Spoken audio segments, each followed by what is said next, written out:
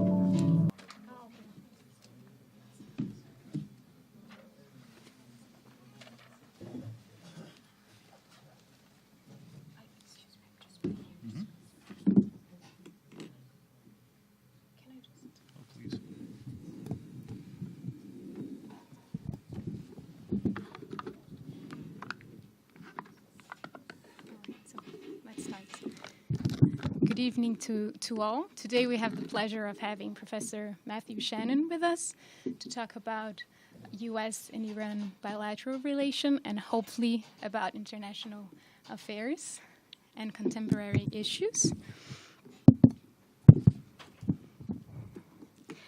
So a bit of Professor Matthew's latest work.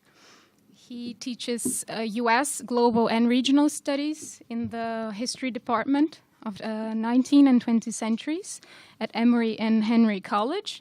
He's a historian of American global interactions during the Cold War, particularly with bilateral relations with Iran. Matthew's first book is entitled Losing Hearts and Minds. I'll pass around for you to take a look. So Losing Hearts and Minds, American-Iranian Relations and International Education During the Cold War. He published this book last year by Cornell University Press. He also has another upcoming publication entitled The United States and Iran, Paths to and from the Revolution. He also published articles on American academics and the Shah, and on American-Iranian alliances, international education, modernization, and human rights during the Pahlavi era. He's currently working on the second book. This book explores the mutual impact of the United States and Iran in each other during the decades surrounding the Iranian Revolution. So we have a lot to talk about and a lot to learn about. Thank you so much, Matthew, again for being with us. I'll leave the floor to you, and then we can open up for questions.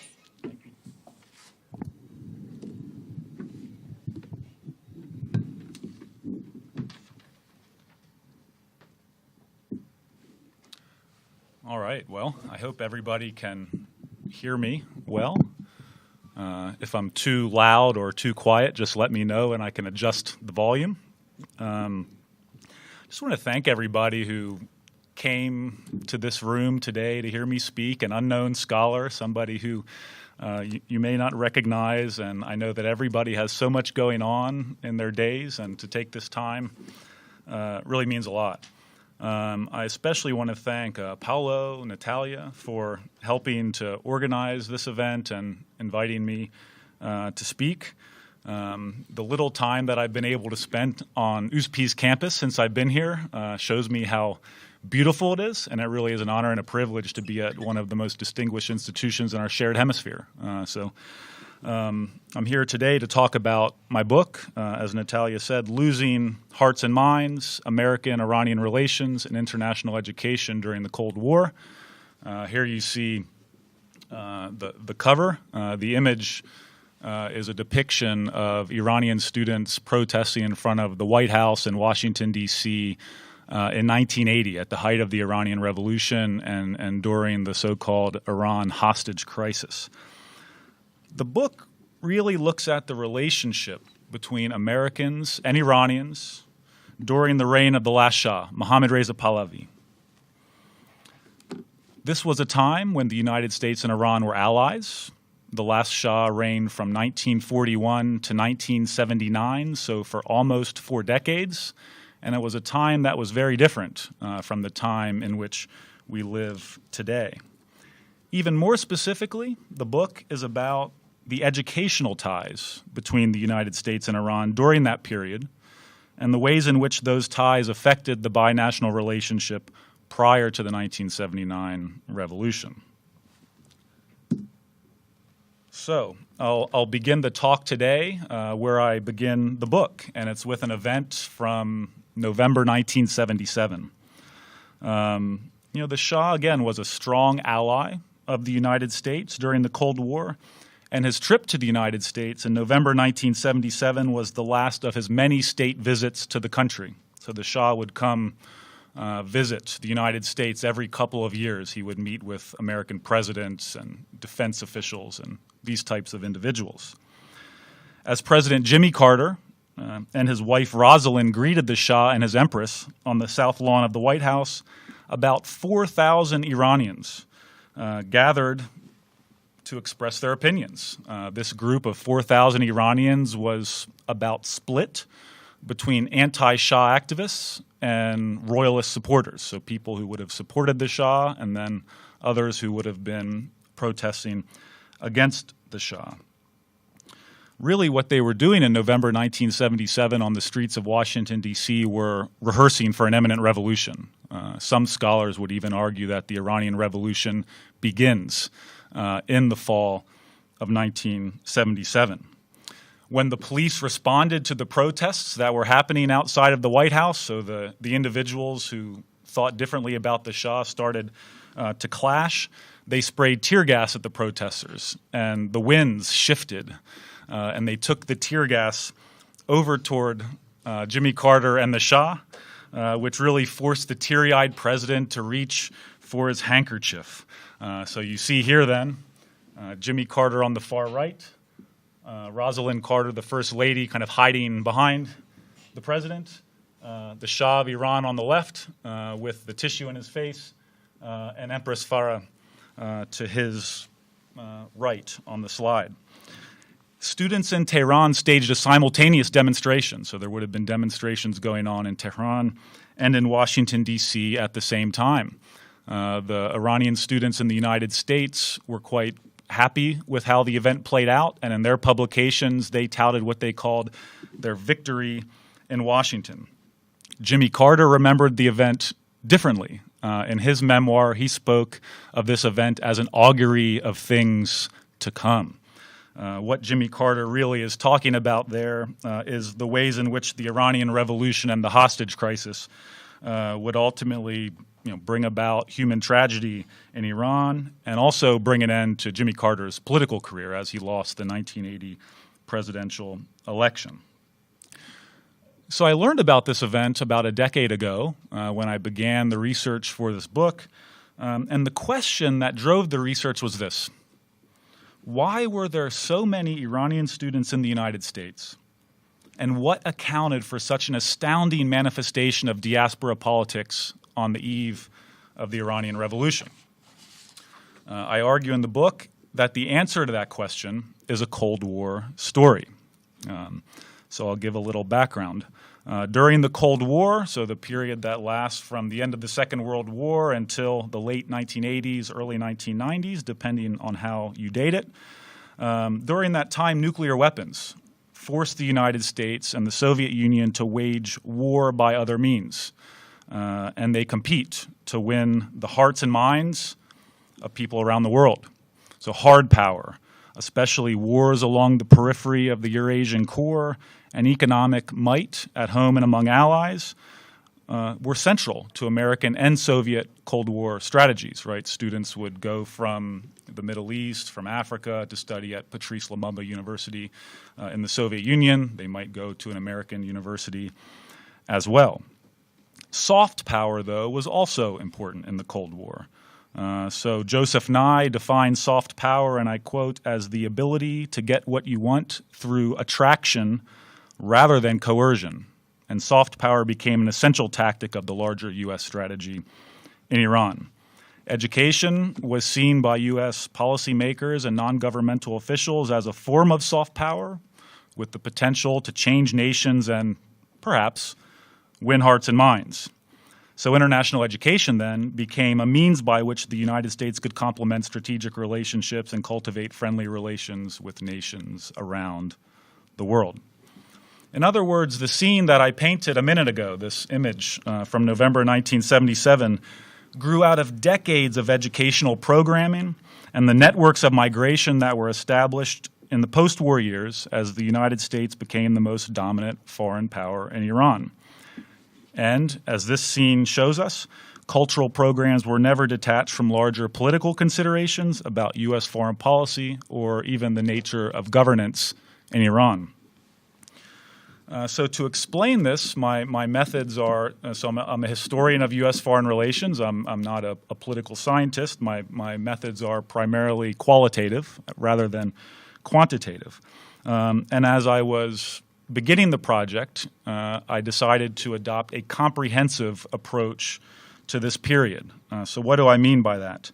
The study of U.S.-Iran relations over the last few years has undergone a real renaissance. There's a lot more literature on the history of U.S.-Iran relations, produced in the last decade than would have been the case before.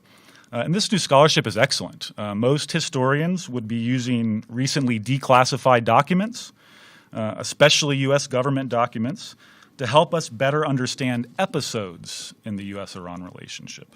So the 1946 Azerbaijani crisis after the Second World War. This is an episode that has attracted considerable attention. Perhaps the most important episode that has attracted the attention of historians is the 1953 coup that overthrew the democratically elected Prime Minister Mohammad Mossadegh. As a matter of fact, the documents are still being released on that subject, really as we speak. Other historians will study the administration of John F. Kennedy, so they'll be interested in the question of, how the Kennedy administration interacted with the Shah's government and pressured him to reform. Other scholarship might look at the personal relationship between heads of state like Richard Nixon and Henry Kissinger and the Shah of Iran. And of course, as you might imagine, there's a lot of scholarship on the Iranian Revolution and the Iran hostage crisis, although the documentary record is really still growing for that period. In the United States, the U.S. government is forced by law to declassify documents 30 years after their production, unless there's some type of reason why those documents shouldn't be declassified. Sometimes there are good reasons, sometimes there are bad reasons for not declassifying documents. So typically historians have to wait really at least 30 years to begin studying the past, otherwise we don't have the paper record. The comprehensive approach that I adopt in the book, by contrast to these particular episodes that scholars study, considers the entire period of the last Shah's reign. So the book really deals with that close to 4-decade period from the early 1940s until the late 1970s. Other scholars have done this, but since the late 1980s, when James Bill and Richard Cottam published their memoir histories, so these would have been individuals who were kind of part of the relationship, and then after the revolution, they used their knowledge of the period to write the first draft of history in the United States. Other than those individuals, the best comprehensive studies of U.S.-Iran relations comes from political scientists that use Iran to test theories about patron-client relations or linkage-leverage dynamics, right? So political scientists would be more inclined to study this 4-decade period than historians who ultimately will look very closely at a particular episode. I've chosen to look at the entire period of the last Shah's reign. Primary source documents that I read primarily in English, and as you'll see in the book's bibliography, those documents come from a range of archives. So let me just take a brief minute to discuss my sources, to discuss the methods, to discuss the material on which the book is based. If some of you may go to the United States and do research in some of these archives, so you'll know where to look for the documents if you're so inclined. The National Archives and Records Administration in College Park, Maryland, is a location that any historian of U.S. foreign relations must visit. So there, I went through U.S. government records, mostly from the State Department or Record Group 59, but also through various information and aid agencies that would have been active in Iran during the Shah's reign. I also analyzed the records of the U.S. Bureau of Educational and Cultural Affairs and related educational organizations whose documents are located at the University of Arkansas rather than in College Park, Maryland. These documents are in Arkansas because Arkansas was the home state of J. William Fulbright, the individual that the Fulbright program was named after. I also did research in presidential libraries. Presidential libraries tend to be located in the cities that the president was born in or where they became a well-known public figure. So the John F. Kennedy Library in South Boston, the Lyndon Johnson Library at the University of Texas, the Richard Nixon Library in Yorba Linda, California, and the Jimmy Carter Library in Atlanta, Georgia. These would be common sources that historians of U.S. foreign relations would consult. But another point that makes my book different from most of the scholarship on U.S.-Iran relations is that I do research in non-governmental archives as well. So those would include the Ford Foundation archives in New York, the Swarthmore Peace Collection in Philadelphia, the personal papers of individuals such as Supreme Court Justice William Douglas. They're located at the Library of Congress in Washington, D.C., and the communications of the U.S. National Student Association and other related groups at the Hoover Institution in Stanford, California. Universities that were involved in Iran at the time also have a large amount of documentary evidence. So these universities would include the University of Pennsylvania. In the 1960s, individuals from the University of Pennsylvania went to Iran to start an American-style institution in Shiraz. It was called Pahlavi University in the 1960s and 1970s. Another university that was active in Iran was the Massachusetts Institute of Technology.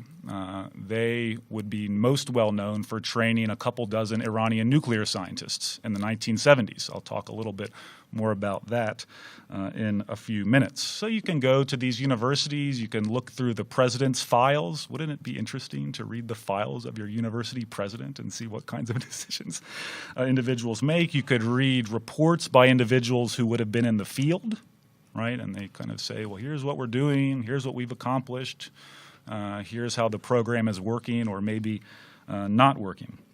Finally, another source base that you'll see in the bibliography of the book would be the publications of the Iranian student movement. So you would bring in American and Iranian perspectives to tell a transnational history about U.S.-Iran relations during the late Pahlavi period.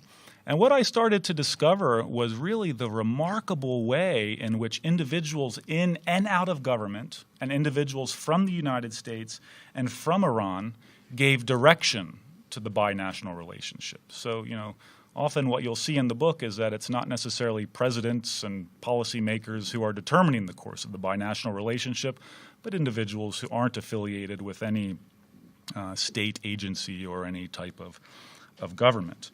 In fact, you'll see in the subtitle, I use the phrase American-Iranian relations to indicate that I am interested in questions that go beyond the interests of nations. So as opposed to U.S.-Iran relations, we say American-Iranian relations. And by doing that, then we can see how people from different countries are interacting in the increasingly globalized world that we have created during the Cold War period. Until now, though, there's really been a lack of scholarship on the type of cultural connections that I study, and this is really surprising to me because there were few countries outside of Europe where the United States waged total Cold War with more intensity than the nation of Iran. Okay, I guess I should have switched the slide earlier, but here you'll see kind of how publications in the 1960s were depicting kind of the international activities and behavior of students. And on the right, you'll see the Shah with Gaylord Harnwell, who was the president of the University of Pennsylvania, an Ivy League institution in Philadelphia. And this picture would have been from 1962, right? So the Shah says, I want the University of Pennsylvania to come to my country and build an American-style institution. Penn then invites the Shah to the university. They give him an honorary degree and establish the relationship. So here you can see kind of the various ways in which international education would have been depicted at the time.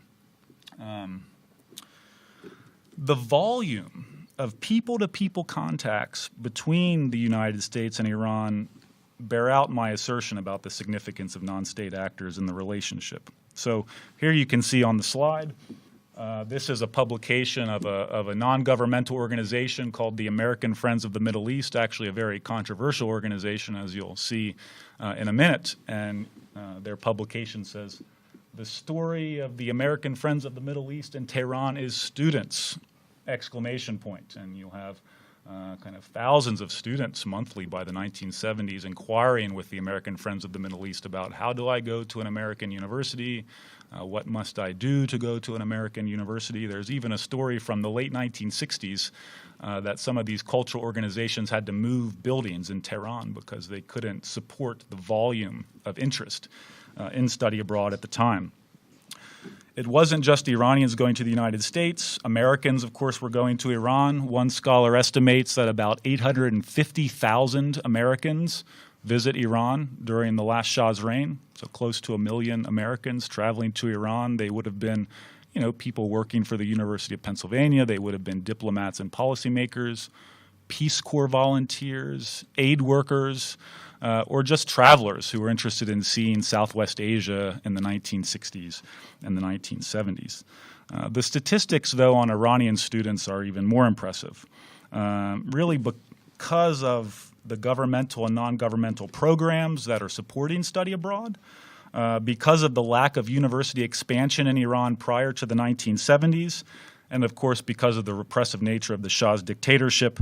Thousands and thousands of Iranians will go abroad for their education, some just to get an education at an institution overseas, some because they would be forced into political exile because of U.S. support for the Shah's government. So here are the numbers. There were about 500 Iranian students in the United States in 1950, 500, a pretty small number. That number steadily increases over the course of the 1950s. So by 1960, the year John F. Kennedy is elected president, you have about 5,000 Iranian students in the United States. By the end of the 1960s, you have between 12 and 15,000 Iranian students in the United States.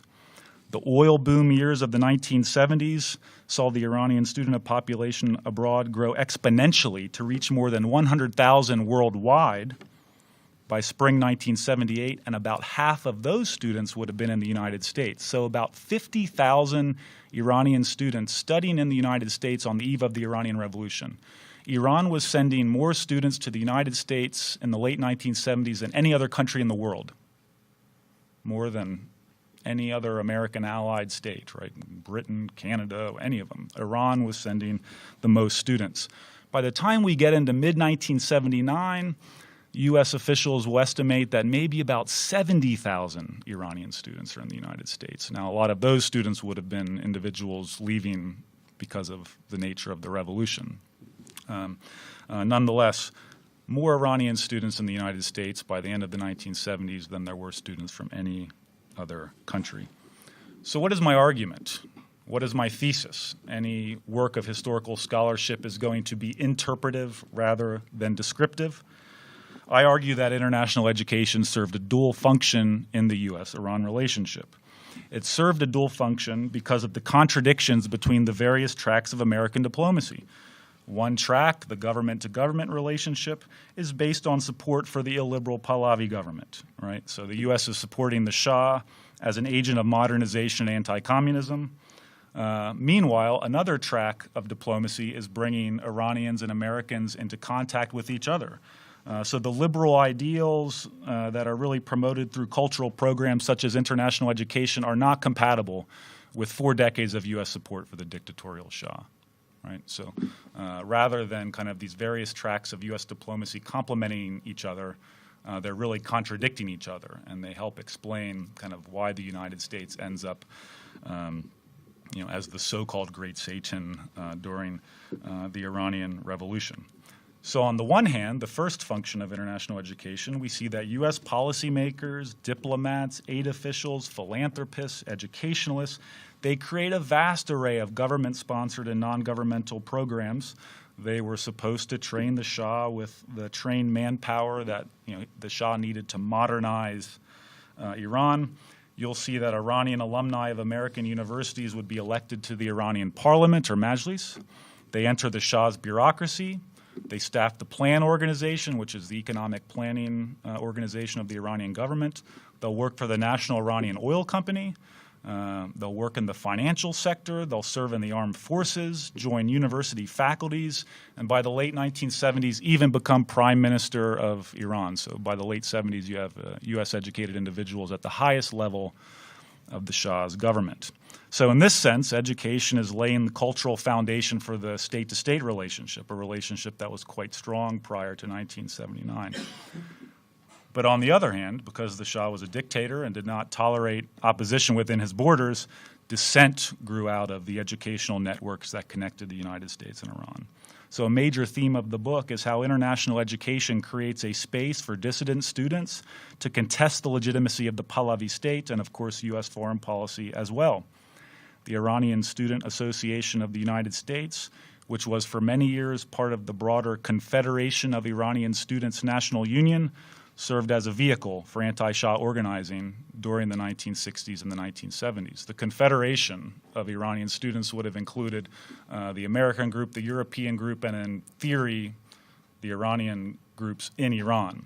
Of course, the Iranian students often weren't allowed to leave to go to Confederation congresses, so it's essentially a student organization. The Confederation was of Iranian students studying in the United States and studying in Europe, primarily Western Europe.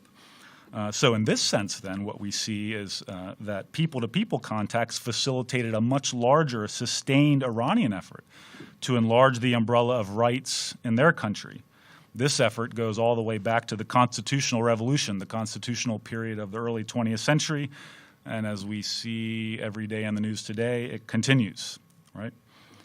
The tone of my book is critical. And here is where I weigh in on perhaps the most fundamental historiographic debate about the nature of America's historic influence in Iran. I reject the notion that U.S. policy was, as a guy named Barry Rubin argued, paved with good intentions.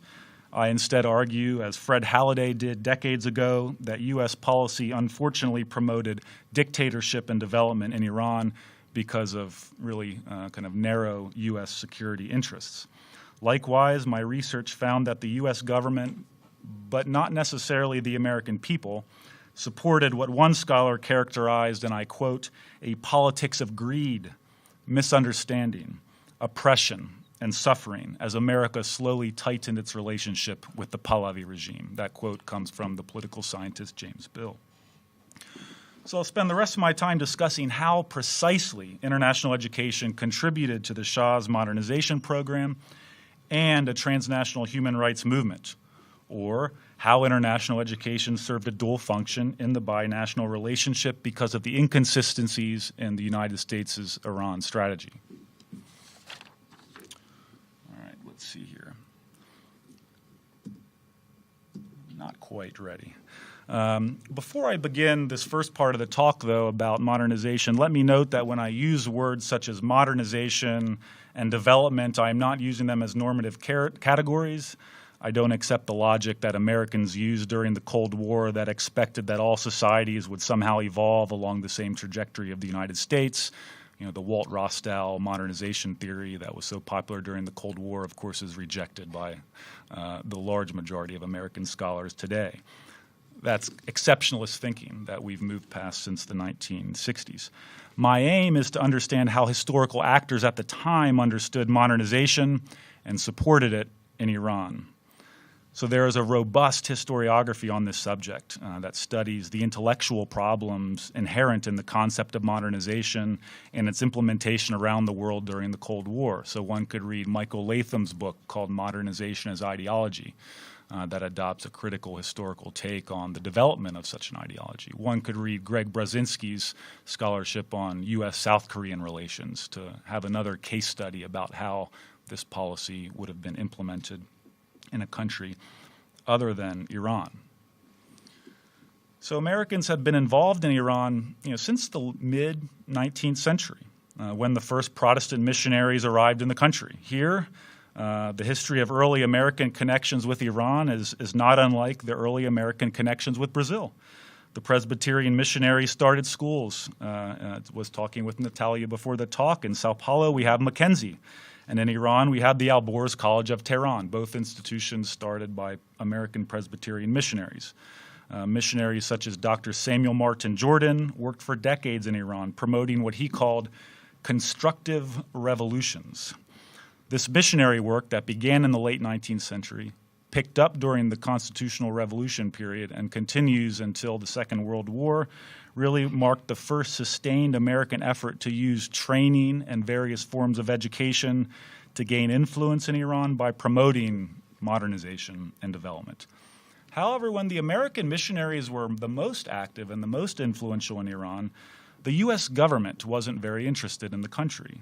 Of course, we know that it was Great Britain and Russia that were the most dominant external actors in Iran. These two empires competed for influence in the so-called Great Game of the 19th century as Russia expanded its empire southward through the Caucasus, and Britain obtained a monopoly on Iranian oil in the form of the Darcy Oil Concession of 1901 that then results in the creation of the Anglo-Iranian Oil Company. This is the oil company that Mohammad Mossadegh attempted to nationalize during the early 1950s. The U.S. government really doesn't care a whole lot about Iran until the Second World War. It's really the Second World War that was the transformative moment all around the world, in Iran and the United States and other regions. The moment where this shift happens really is in August 1941, so late in the summer of 1941. Great Britain and the Soviet Union jointly invade Iran. They overthrow the first Pahlavi Shah, and they install his son, Mohammad Reza, on the peacock throne. Right. So really this happens, after the Nazis invade the Soviet Union in June 1941. Now the Soviet Union and Great Britain and the United States are allies in the Second World War. They're concerned about the Shah's father maybe having pro-German sympathies. The Russians want to secure their northern border. Great Britain wants to make sure that the oil from the Abadan refinery, the largest in the world at the time, continues to flow kind of into those ships of the Royal Navy. The United States' official presence in Iran comes in 1942, so shortly after the joint British-Soviet invasion. About 30 U.S. servicemen in their own sort of invasion arrive in Iran to ship Lend-Lease aid to the Soviet Union. So you have studies on this period that refer to the Persian Corridor of Victory, as the United States is kind of sending all of those motorized vehicles up through Iran and then into the Soviet Union so that the Soviet Union can use those supplies to fight the Nazis on the Eastern Front of the Second World War. Those 30,000 servicemen are doing more than just shipping goods up to the Soviet Union. They also create U.S. government-sponsored training missions in Iran, right? So now you have official Americans working with the police, the military, the public administrators, the financial bureau, so Americans training Iranian military officials and training government bureaucrats in Iran. This marks a fundamental break with anything we would have seen, kind of in the 19th century during the missionary period. We truly enter into a new age at this time.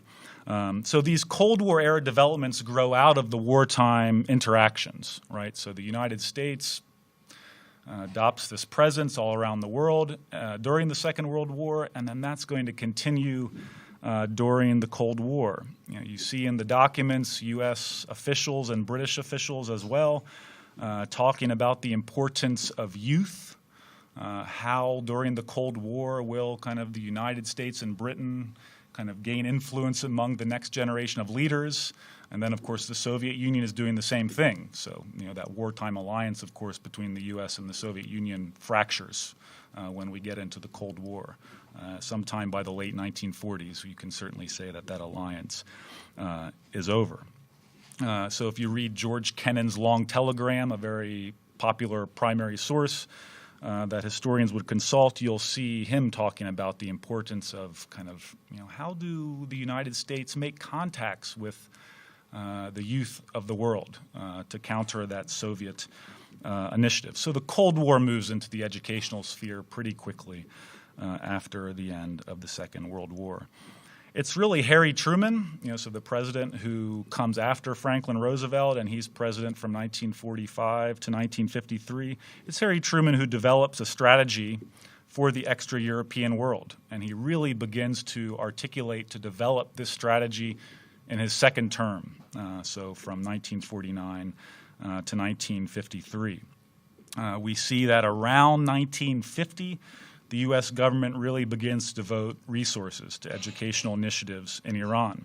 And many of these initiatives would run all the way up to the 1979 revolution. So the first Iranian Fulbright scholars will start to arrive on American campuses around 1950. It's in October of 1950 that the U.S. and Iranian governments signed the first Point 4 agreement of the Cold War. And then the military training also continues to increase from 1950 forward. So I'll spend the next couple minutes talking about precisely how the United States is using education and training to solidify its alliance with the Shah. Right, so the military and security forces. This is an area that the United States is targeting through its education and training programs. The Middle East is not unique. You would have had the School of the Americas right in Central America, and the same thing is happening in Latin America as well.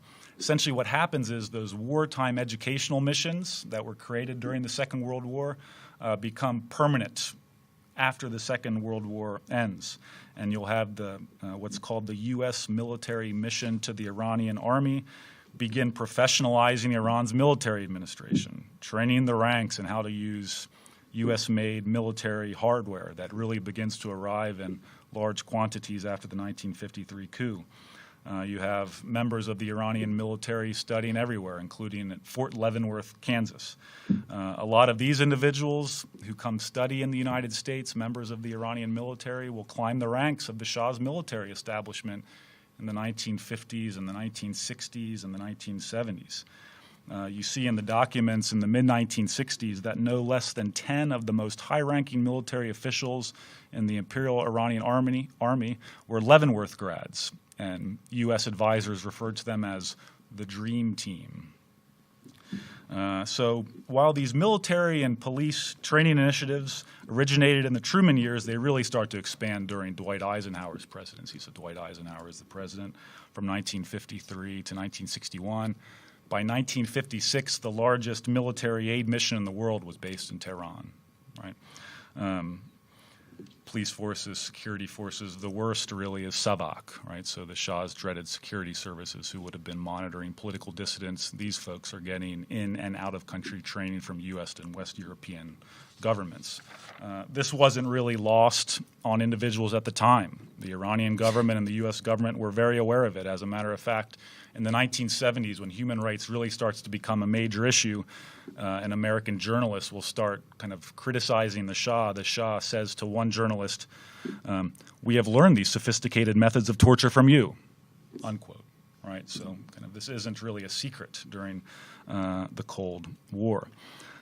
This focus on military manpower remains consistent throughout the 50s, the 60s, and the 70s. And really in the 1970s, it reaches an unprecedented scale. I detail this in Chapter 4 of the book. So in the 1970s, what you see on this slide is a group of members of the Imperial Iranian Navy who graduated from the Maine Maritime Academy in the 1970s. So in the 1970s, the Shah becomes the regional policeman in the Persian Gulf. The Shah decides he's going to triple the size of his navy overnight. Iran doesn't have a naval academy, so where do you think they go? They go to the United States. All of a sudden, you have schools like the Maine Maritime Institute, the Citadel in Charleston, South Carolina, the Virginia Military Institute in Lexington, Virginia, schools like that, reserving up to 10% of their whole student body for members of the Iranian Navy. Right? So you could be at a place like Norwich University in New England in 1977, and 10% of the student body there would have been members of the Iranian Navy. Right? So that's how serious the training programs get by the time we get into the last decade of the Shah's reign. Of course, this doesn't really help the Shah once the revolution comes, right? The kind of U.S.-trained military falls pretty quickly, right? So the Shah leaves in January 1979, and by February, the military has crumbled. One analyst described the kind of collapse of the Iranian armed forces like this: the Iranian armed forces virtually collapsed, unwilling to support their undependable monarch and loath to confront the Iranian people, right? So the second target area is kind of technical assistance in public administration. The story of technical assistance in Iran really dates to the Point 4 program that I mentioned a minute ago. And this program gets its name because The fourth point of Harry Truman's inaugural address in 1949 was a pledge to extend the logic of the Marshall Plan outside of Europe and into the rest of the world. And of course, there's a significant educational component to this first government-sponsored technical assistance program outside of Europe. So this is the first time that the U.S. government says we're going to support training of people in public administration. We're going to help the Iranians breed their chickens differently, eradicate malaria. These types of things are what Point 4 advisors are doing in Iran. Really the most important kind of area, though, that I argue would have been in the public administration. And public administration would have been considered a form of technical assistance by aid organizations in the 1950s. So just two examples. The University of Southern California gets a contract from a U.S. aid agency to create the Institute for Public and Business Administration in Tehran University. Right? So that opens in 1955. Individuals from the University of Southern California were there helping to start the school, and then a couple dozen Iranian administrators will go to Los Angeles to study public administration at the University of Southern California. It's not just American universities, it's aid organizations like the Ford Foundation. So you see this when you go and look through those Ford Foundation records in New York. The Ford Foundation helps develop Iran's Plan Organization, which was the central economic planning committee in the Iranian government. They're helping the Iranian government recruit Western-trained economists back to Iran. They're funding an advisory team from Harvard that goes and works with members of the Economic Bureau of the Plan Organization. You have individuals with degrees from Colorado and Stanford returning from the United States, going back to Tehran, and they're helping to draft.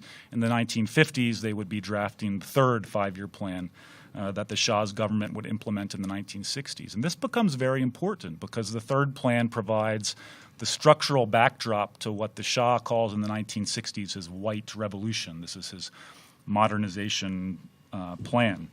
So by the 1960s, the Shah is speaking of a white revolution. By the 1970s, he speaks of a great civilization.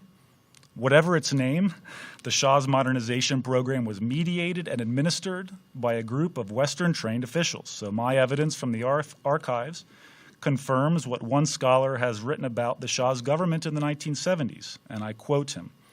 This was not just any technocracy. It was clearly an American-style program.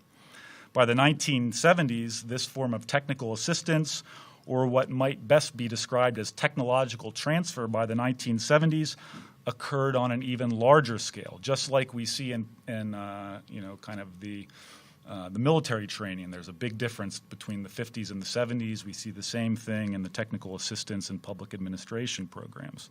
The most important and most interesting of these programs from the 1970s was a $20 million contract that Iran signed with the Massachusetts Institute of Technology in Cambridge, Massachusetts, to train a few dozen nuclear scientists. It's interesting, given kind of the nature of kind of the Iranian nuclear program today, that we might learn that Ali Akbar Salehi, the head of Iran's Atomic Energy Organization, was a graduate of MIT in the 1970s. Right? So the individuals that are running Iran's nuclear program today are the products of these educational exchanges from the Cold War era. Of course, the U.S. really had a double standard when thinking about the Shah's government and then the Islamic Republic. So what was seen as a good thing in the 1970s, all of a sudden after 1979, folks in the United States government at least see in a very different light. As a matter of fact, just a point of reference that with the Joint Comprehensive Plan of Action that was signed in 2015, the Iran nuclear deal, the negotiators of the technical track would have been Salehi and Ernest Moniz. Ernest Moniz was the U.S. Secretary of Energy, and he was a professor at MIT in the 1970s. So these individuals, kind of had a shared background, and they could sit down and negotiate a compromise. The current U.S. government doesn't have that shared background, a very, very different type of government. We could talk more about the MIT program or the nuclear program, of course, in the Q&A. It's certainly the most important newsworthy event that we have before us right now. The third area less nefarious than the first two areas would have been cultural exchange, right? How do we get people from the United States and Iran interacting with each other outside of SAVAK training, outside of the plan organization? How do we create a cultural dialogue between the United States and Iran? And this is really happening through individual initiatives, right? The work of families in Iran, the work of universities in the United States, the work of non-governmental organizations such as NAFSA, which would have been the National Association of Foreign Student Advisors back then. Now we just call it NAFSA. Groups like the American Friends of the Middle East, which I mentioned a minute ago. It would have occurred through the Fulbright program, right? The larger bundle of exchanges that were administered by the State Department's International Educational Exchange Program also would have helped. So you'll kind of learn about these programs in those documents that are down in Arkansas, in Fulbright's home state. The Shah's government contributes in a major way to supporting international education and cultural exchange as well. So by the 1970s, after the 1973 oil price hike, the Iranian government makes education in Iran free, as long as you're willing to do some government service afterward. The Shah's government creates many scholarship programs to subsidize Iranians who wanted to study abroad. The Shah states very clearly in his last memoirs that, quote, education is the key to the great civilization. Right? So the Shah sees education as the central piece to his modern Iran. U.S. policymakers recognize, and educationalists too, that by the 1970s, these extensive educational exchanges directed by the public and private sectors had built a large base of understanding and created a wide range of relationships that served to unite important segments of the societies. Right? So it's not simply about the military or the economic planners, but that you have this real dialogue of civilizations, of dialogue of cultures between the United States and Iran prior to the 1979 revolution. So it's a really unfortunate circumstance of history. And of course, it's a result of the contradictory components of U.S. foreign policy in Iran, that the explosion of travel between the two countries coincided with the Shah's most repressive years. Thus, while the number of organizations dedicated to strengthening educational ties between the United States and Iran proliferated throughout the decades, the contradictions between encouraging student migration and supporting the dictatorial Shah remained unresolved. So I'll spend the last couple minutes talking about the other function that international education played in the U.S.-Iran relationship. And now we're going to talk about human rights. So because the Shah never made his government freer, right? So in the 1970s, the Shah consolidates the party system into a one-party state. So it actually gets less free in the 70s at the height of the Shah's power. The height of torture in Iran happens in the early 1970s. So because of all those reasons, the circuits of migration that connected the United States and Iran produced as many revolutionaries as technocrats. In the 1960s and the 1970s, Iranian students overseas became vociferous critics of the Shah's government. Many would establish relationships with critical Americans, and together, the critical Americans and Iranians would collectively contest the U.S.-backed modernization program in Iran. I'll keep this slide up for just one more minute. So most of the Shah's young critics would have been members of this group, the Iranian Student Association in the United States, the American piece of that larger Confederation of Iranian Students National Union. It was established by a non-governmental organization called the American Friends of the Middle East. I mentioned a few minutes ago that this is a controversial organization. It's a controversial organization because we learn in the late 1960s, actually in 1967, a journal called Ramparts breaks the story, and they tell us that, in fact, the American Friends of the Middle East was a CIA front organization, right? So the U.S. government expects to use organizations like the American Friends of the Middle East to covertly influence the next generation of Iranian leaders. The irony is that in 1960, the Iranian Student Association in the United States elected anti-Shah leaders to its secretariat, and those leaders really it's the American Friends of the Middle East, in response to the election of these leaders, sever the relationship. So by 1960, the Iranian Student Association is its own thing, its own organization without any ties to American NGOs and certainly no ties to the intelligence community. Thus, contrary to the original intent, the Iranian Student Association serves as a foundation for Iranian student organizing in the United States. First-generation members established networks of communication and created a political culture of dissent that empowered Iranian students in the United States during the 1960s and the 1970s to organize a transnational human rights movement against the abuses of power in Iran. And here is where I counter the historiography that contends that human rights only became an important issue after Jimmy Carter became president in 1977. I argue that the unnecessary focus on Carter ignores the longer chronology of American-Iranian relations, human rights organizing, and the argument about Jimmy Carter, of course, places far too much explanatory power in one man at the expense of a transnational student movement that developed over 2 decades, stretched across 3 continents, and included a wide range of ideas, tactics, and even nationalities as Americans and West Europeans joined this human rights movement. So in the book, I demonstrate that the human rights discourse evolves through 3 phases. The first phase came in the early 1960s, after the Iranian Student Association becomes anti-Shah. There were many important individuals who were in this organization. I'll mention 2. The first was Ali Fatemi. He was a relative of Hussein Fatemi, the only member of Mohammad Mossadegh's cabinet to be executed after the 1953 coup. Another member, the second most important, I argue, is Sadegh Gobsadeh. He would later become a confidant of Ayatollah Khomeini, the first director of the Islamic Republic's radio and television stations, and Iran's foreign minister during the hostage crisis. But during the early 1960s, Fatemi was a student in New York City at the New School, and Gobsadeh was a student at Georgetown. You can go back into the Georgetown student newspapers and see kind of pictures of young Sadegh Gobsadeh. These leaders of the Iranian student movement established relationships with prominent Americans. Attorney General Robert Kennedy is meeting with Iranian students in the Justice Department and talking to them about, kind of the Shah's dictatorship. Robert Kennedy says, I'm not going to go to Iran as part of this planned trip if I can't meet with the dissident students in Iran.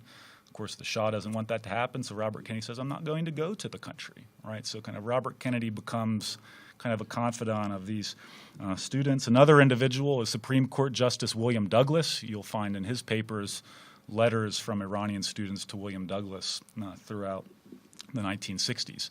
So you have a kind of transnational lobby organization established in the 1960s, as you have the Iranian Student Association on the one hand, and then people like Robert Kennedy and William Douglas on the other, who are trying to convince President Kennedy that either he should pressure the Shah to reform the political system or maybe even just stop supporting the Shah entirely and look for some type of alternative that would have been more similar to Mohammad Mossadegh's government. So these individuals in the United States, Iranians and Americans, would be arguing that Iranians at home should enjoy the constitutional protections and rights of free expression that they were guaranteed. Of course, this is a sensitive subject in Iran, right? After the Shah launches his White Revolution in 1963, the Kennedy administration kind of stops thinking about Iran.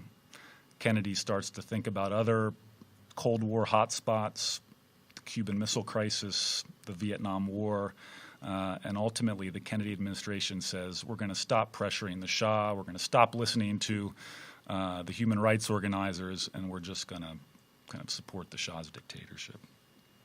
That happens. I argue that the window for reform in Iran closes by the end of 1962, right? We kind of see this in the documents at the Kennedy Library.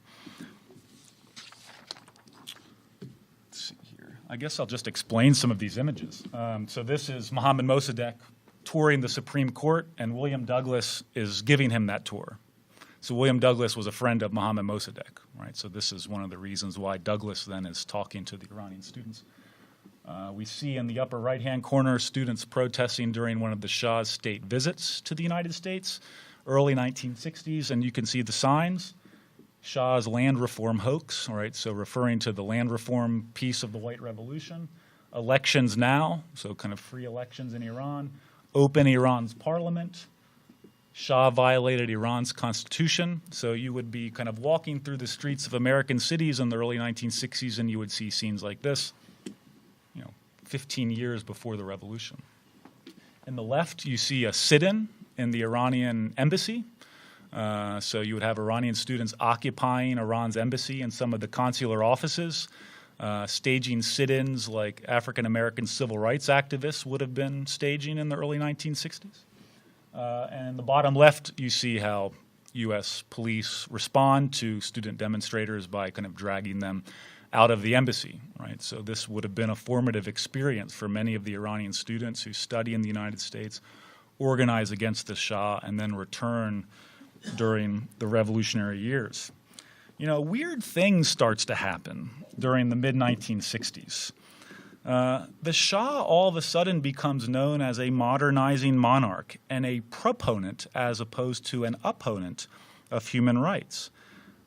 It might surprise us today. It may not make a whole lot of sense given the Shah's poor human rights record, but we must remember that in 1968, the United Nations chose Tehran as the site for a conference to celebrate the 20th anniversary of the Universal Declaration of Human Rights. Right? So things change very quickly from the late 1960s to the late 1970s. In this environment, students are no longer looking to U.S. government officials to pressure the Shah to reform. They understand that it's probably not going to happen. Instead, Iranian students begin to organize with American students. The U.S. National Student Association in the United States is working with individuals like Ali Fatemi to try to kind of get the American public aware of the reality of the Shah's government. By the late 1960s, the Iranian Student Association in the United States is working with groups like SDS, or Students for a Democratic Society. So the Iranian Student Association would have been a Marxian organization by the late 1960s. In the early 60s, it would have been representative of Mohammad Mossadegh's National Front. By the late 1960s, it's a Maoist organization. Kind of Maoism is the line of the Iranian Student Association by the late 1960s, and it remains on the political left throughout the 1970s. So these student internationalists, they're not just interested in kind of the right to free speech or kind of a particular constitutional concern. They're arguing that because of the nature of the Shah's dictatorship, Iran was just one of the many states that the U.S. supported that were not free states but were included in the so-called free world. So the student internationalists develop a much more comprehensive anti-authoritarian critique of governance in Iran that would be applied to Franco's Spain, the military junta in Greece. Certainly the students would have been supportive of the Palestinian resistance movement, right? So kind of by the 1960s, this is what the student internationalists are thinking about. We even see in the documents of the American organization, SDS, that in 1968, a year that we have revolts all around the world, SDS sends a communique to the Iranian Student Association and they say, "We are your allies and brothers." Right? So it's not just now the students and the U.S. government officials of the early 60s. It's a global student movement against authoritarianism all around the world. In this case, we're looking specifically at Iran. So this move from the state-centered constitutionalist critique to the broader anti-authoritarian critique over the course of the 1960s contributes to what scholars now call the human rights revolution of the 1970s. And this human rights revolution is really the third and most important phase of the transnational organizing of the Iranian student movement during the Shah's reign. Amnesty International is receiving information from the student movement, traveling to Iran to observe conditions when they have the chance, right? Iranian students in the United States are holding protest vigils. They're publishing in multiple languages to reach different audiences. They're demonstrating with masks covering their faces so they can't be identified by SAVAK, so their family won't be retaliated against. back home. So throughout the I'm always a slide behind. So this is what you would see in the student publications of the 1960s. Here you see a reference to kind of the Shah reacts to a student protest in Iran, people are arrested, and in order to make Americans aware of what's happening in Iran, they say, this is Iran's Kent State. Kent State was an event in 1970 when the U.S. National Guard came to a campus in Ohio where there was an anti-war and anti-Vietnam War protest, and they fire into the crowds and 4 Americans are killed. So you're seeing how students are kind of thinking about state repression in a similar way in the United States and Iran. This would be a document from the Iranian student publications, and of course you see the Shah casually smoking a cigar, sitting on a pile of skulls saying, let his records speak. Not this image that the Shah created, but his records on human rights. Let the American people know what their government is supporting in Iran. By the 1970s, you would see images like this. So mutilated bodies. You see what the backs of the political prisoners look like. On the right-hand side, it's hard to read, but the cuff on the top says Savak, right, torturing a political prisoner. So images like this that would speak to universal conceptions of inhumanity would have been circulated throughout the United States so that Americans become aware of what their government is supporting. And for that reason, by the 1970s, you have a large human rights movement where Americans are marching alongside Iranians, American organizations supporting the Iranian student movement. So by the late 1970s, the Shah is no longer seen as a modernizing monarch. Because of the connections, the transnational ties between the countries, now the Shah is seen as the leader of one of the more repressive states in the world. So why does all this matter? I have about 30 seconds left.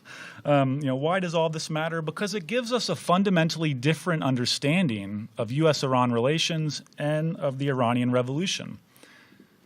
Typical historiography would argue that the Iranian Revolution was some type of traditional reaction to the rapid pace of modernization in Iran. You can read the memoirs of individuals like Henry Kissinger, and you see this argument being made. But what I'm arguing, right, is not that it's a reaction among traditional quarters to the rapid pace of modernization, but that the Iranian Revolution is in part the outgrowth of the human rights organizing that we see overseas in the 1960s and the 1970s. Of course, by the time Khomeini launches his Cultural Revolution in 1980, human rights in Iran don't really look like what many of the protesters would have expected them to look like as they were organized against the Shah. But in 1977, 78, 79, we don't know how the Iranian Revolution is going to play out, right? So from this perspective, the years of the late 1970s, the revolutionary years, are more the product of a contentious dialogue of civilizations that international education facilitated during the Shah's reign, rather than any evidence of some type of clash of civilizations between the United States and Iran. So I think I'll end there. Thank you.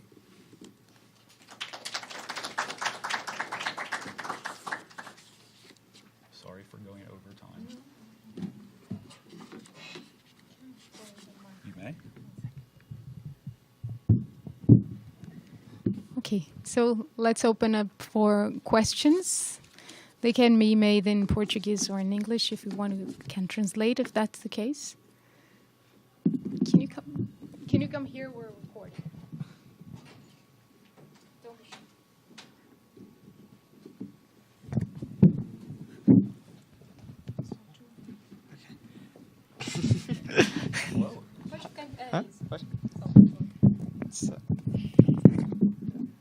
Hello, everyone. It's off. Okay. I'm a social science student. I have a very quick question.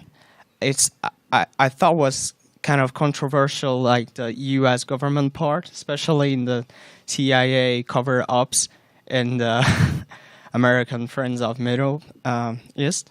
And one of the reasons that I was thinking and trying to understand is that the U.S. government position of not supporting the students by analyzing the systemic reasons, the Cold War and weakening the Shah government, and then giving a space for communist parties and Soviet unions. But I like to know if there were more reasons and some explanations to anyway explain why CIA was doing one thing and then government doing another thing. Then I was not clear for me.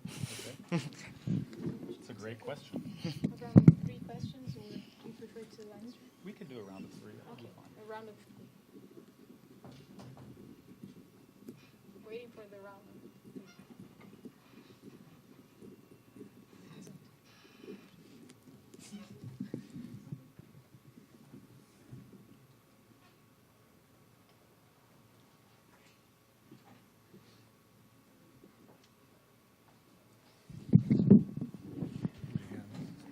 Hello, Matthew. Thank you for your presentation. My name is José Antonio. I'm a PhD student at the International Relations Center here at USP. I'm researching the security in the Middle East and most the relations between Iran and Saudi Arabia. So one of the most important things for me at the beginning of the research is to establish how Iran and the United States, the patterns of enmity between the United States and Iran. I would like to know how your research can help me answer this question, how it started, why it's changed so fast, as you said in your presentation. Thank you.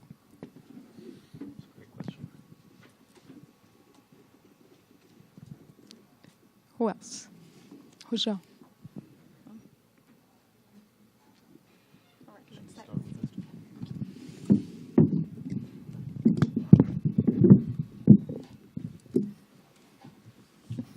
Okay.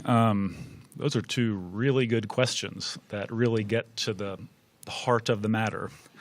So the first question, why does the United States support the Shah, despite the nature of his government?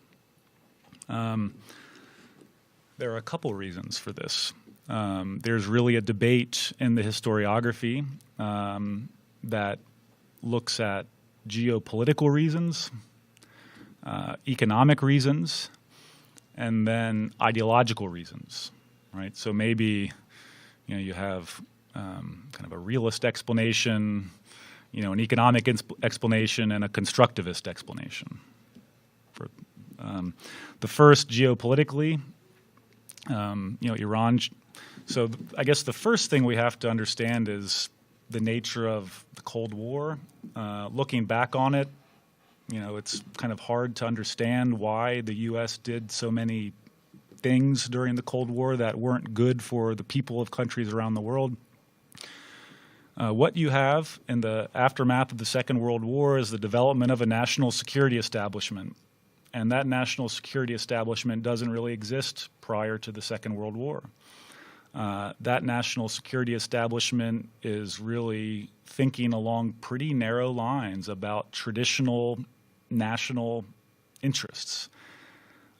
So from that perspective, and of course it's not a perspective that any of us probably accept, right? But, in the Cold War, Iran shares about a 1,500-mile border with the Soviet Union. So within the context of the U.S. strategy of containment, Iran is kind of the front lines of that strategy, right? So the experience of the Second World War is formative for American policymakers. Even more specifically, in Iran, you have the United States and the Soviet Union and Great Britain who are all occupying the country during the Second World War. And, the question is, when do these countries withdraw? There's actually an agreement that 6 months after the end of the Second World War, which officially happens on September 2nd, 1945, when Japan formally surrenders, all of the military of the different countries will withdraw. The Soviet Union and the United States get into a kind of a fight over that. There's a kind of a secessionist movement in Azerbaijan and northwest Iran. The Soviets are backing a communist government. The Americans don't like that communist government. It goes to the United Nations. The U.S. mobilizes, in some way at least, its military forces. Of course, the U.S. doesn't really want to fight the Soviet Union over Iran, but so that 1946 crisis is the first hot spot of the Cold War. So there's that memory. From a purely geostrategic perspective, the Americans are certainly kind of increasingly aware of the historical rivalry between Great Britain and Russia that goes back to the 19th century. And a lot of historians argue that the Cold War is old wine in new bottles. And the competition of the great game between the Russia of the Tsars prior to the Bolshevik Revolution, and then Great Britain, the United States kind of steps in where Great Britain was in a way, and that the Soviet Union becomes kind of the inheritors of the Tsarist legacy in Iran. So geopolitics matters. To policymakers. Right? Economically, the oil. Right. After the 1953 coup, prior to the 1953 coup, Great Britain would have been the country that reaped the profits from the Iranian oil industry. After the 1953 coup, you have an oil consortium, an international consortium established. American companies get a 40% share. Right? British companies have a 40% share. The other 20% is divided between a French company, a Dutch company, a couple other smaller companies. So the United States goes from late 1953 having no stake in Iran's oil industry to by the end of 1954 having a 40% stake in the National Iranian Oil Company. So money, right? The U.S. is, kind of a capitalist country, and it's an empire, right? And so the oil industry matters. The U.S. doesn't need the oil. The U.S. is not using Iranian oil, really. It's about getting the oil to the Allies. So Europe is using Iranian oil to rebuild after the Second World War. It's literally lubricating the reconstruction of Europe, oil from that Abadan refinery. Again, not necessarily logic we accept today, but this is the mindset of the people in Washington, D.C. making these decisions. Of course, they bring devastation, right, to the relationship and to the country in a lot of ways. The third, I would say, is ideological, right? So there's new scholarship. This is really in the last 2 decades where, and this is actually something that I'm very interested in and something that the new research that I'm working on looks into in considerable detail. The U.S. has stereotypical, prejudiced, and racialized views of the non-European world, right? So you see in the documents how policymakers are talking about Mohammad Mossadegh, right? There's a great article by a historian named Marianne Heiss that's called "Real Men Don't Wear Pajamas." And it's about kind of how American policymakers perceived Mossadegh. He would, maybe conduct business from bed. Sometimes he would be very theatrical because, of course, that was, he's connecting with his domestic base. But Americans don't understand much about Iranian politics in the 1950s. So we find out that Americans use racialized language to talk about Iran. They're seeing Iran as through the lens of what Edward Said called Orientalism. If we've read Said's Orientalism, Iran is a great case study for that. Sometimes that Orientalism is framed in racial terms. Sometimes it's in gendered terms. So ideology, right? The United States, and we have to remember Mossadegh is overthrown in 1953. The U.S. doesn't have integrated schools racially until 1954. And that's when the Supreme Court rules on the integration. It takes a lot longer to implement the integration. So a country that is segregating at home, it's maybe not entirely surprising that they don't think Iranian nationalists would kind of run the country responsibly, right?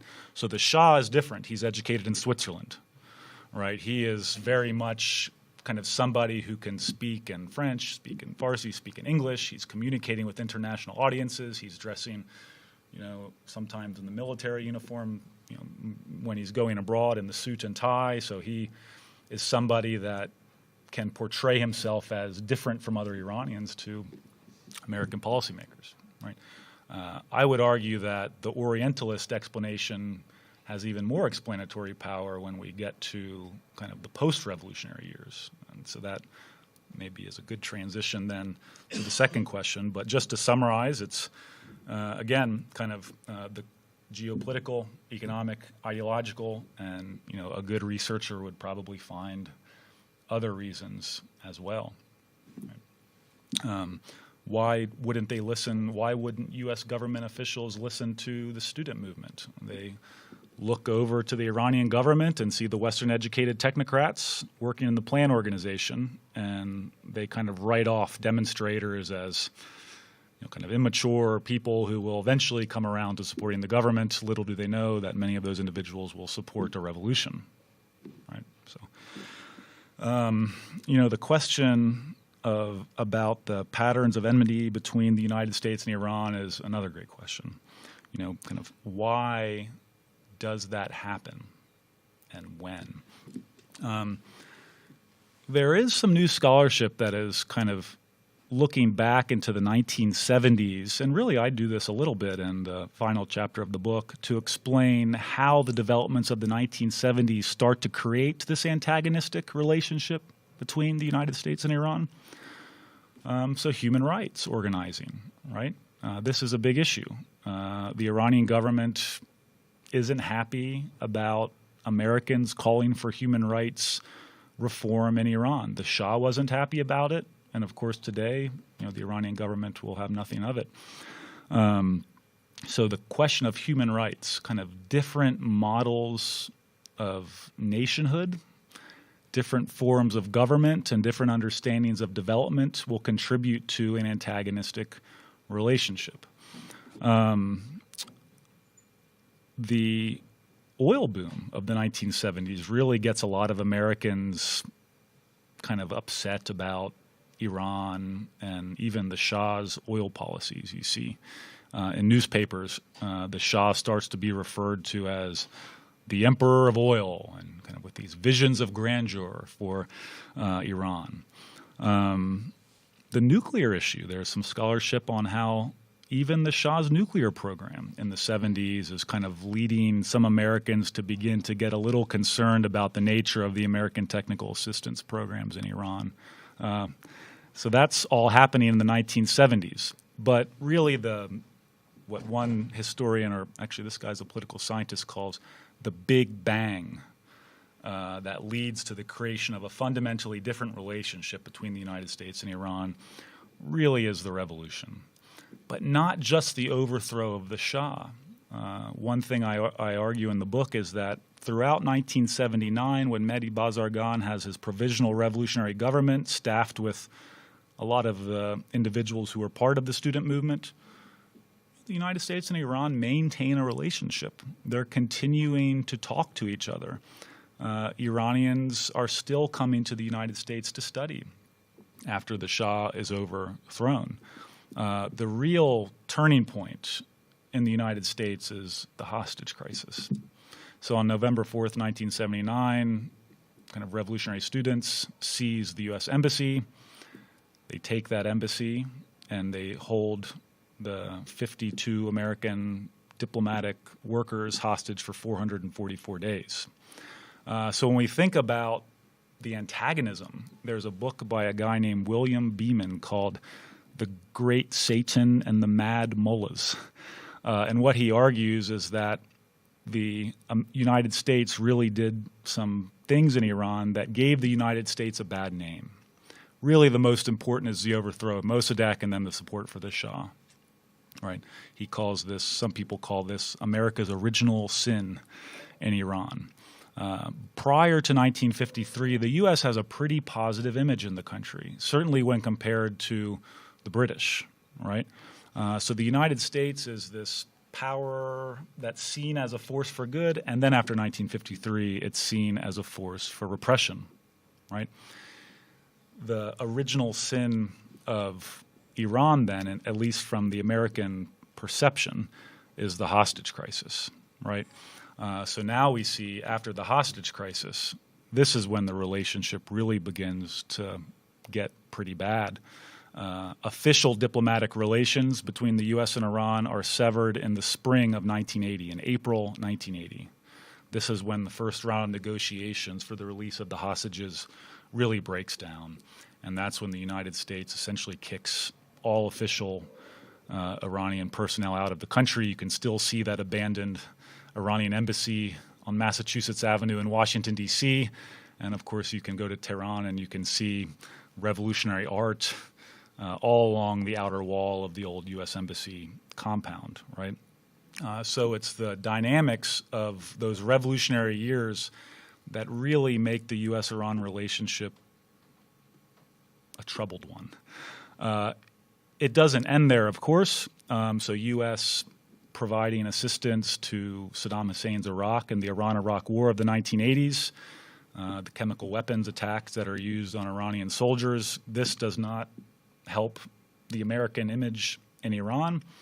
The Salman Rushdie affair, kind of toward the end of the 1980s, doesn't help the Iranian image in the United States.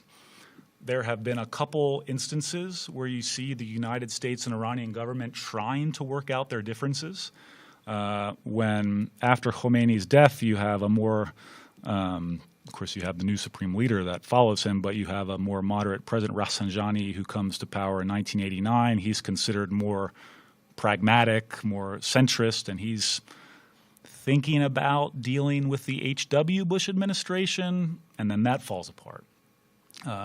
When President Khatami comes to power in Iran in 1997, he initiates the so-called Dialogue of Civilizations, and he's trying to reach out to the Clinton administration.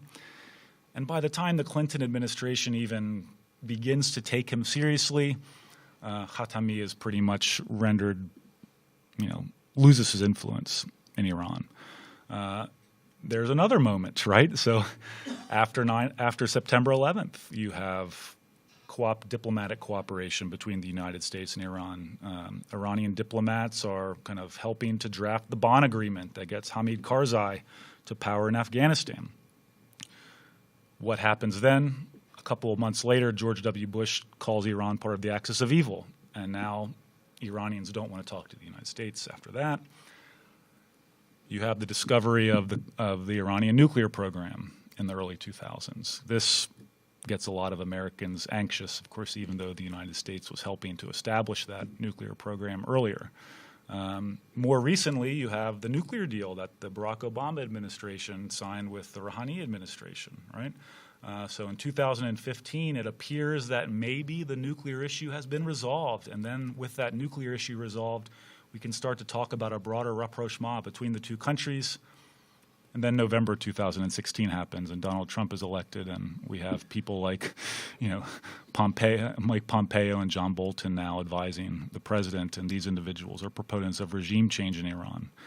It's interesting, though, even though the nuclear deal made the world safer and really put some caps on Iran's nuclear program, we see that now the U.S. administration is pulling out, not for geopolitical reasons, not from any realist calculation of interest, but because of kind of the ideology of the policymakers, because of the stereotypes of the Islamic Republic, because of a lack of trust between the countries.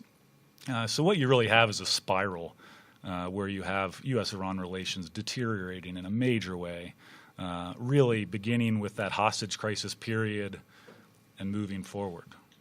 Of course, another reason is that the Iranian government is a revolutionary or revisionist state. The U.S. is the most powerful offshore balancer in the Persian Gulf region. So, the U.S.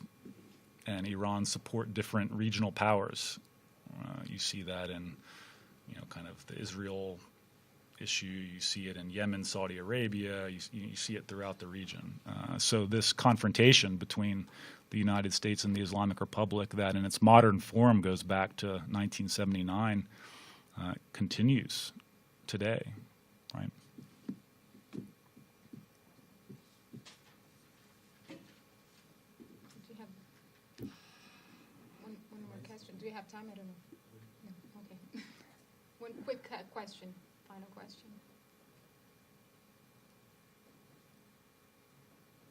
All right, so I think we should wrap it up. Thank you again, Matthew, for being with us in the name of the department for discussing Middle Eastern affairs and interesting current affairs. Thank you so much for being here. It's a pleasure. Thank you for having me.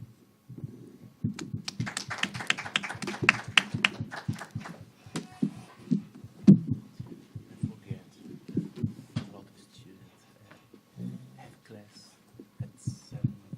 Yes. Okay. So they We can. have class at 3, and it's not in the morning. Okay. Even is that for graduate or undergraduate or both? Yeah. Okay. Each year they have. That's why they left Yeah. to 7:30. Okay. Yeah. I thought they just weren't interested. I'm just kidding. I'm just kidding. No, that was a good group. Those were great questions. Yes. Yeah. Is there a new diaspora to USA? No. A new diaspora. Yeah. A new students going.